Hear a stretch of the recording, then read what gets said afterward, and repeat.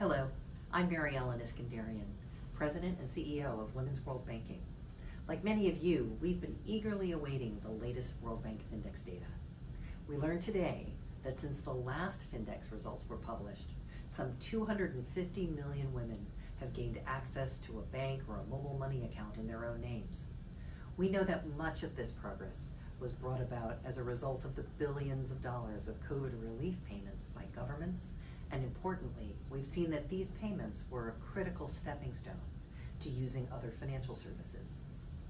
That's an extraordinary achievement and one that we should savor. But this is no time to take our foot off the gas pedal, because 742 million women in the world are still without access to formal financial services. And even though the overall gender gap was reduced to 6%, there are still far too many countries where the gap is 20% or more. And these women who remain outside the financial sector are the hardest to reach, the most vulnerable, and the most in need of our continued attention. To put them into context, if those women were all put into one country, it would be the world's third largest country. Let's capitalize on our progress and the momentum.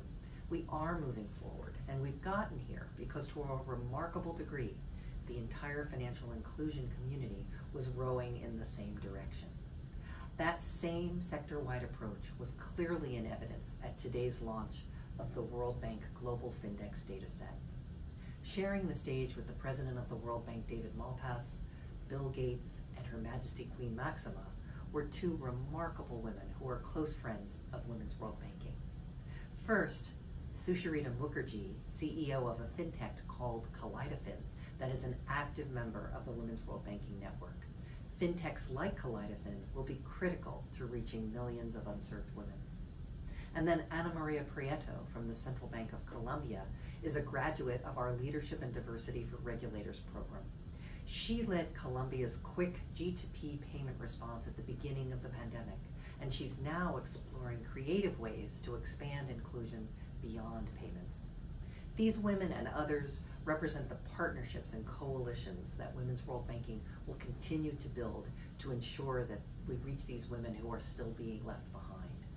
It will take continued collective action by governments, private sector, civil society, and others all working together to reach our goal. So be sure to watch this space.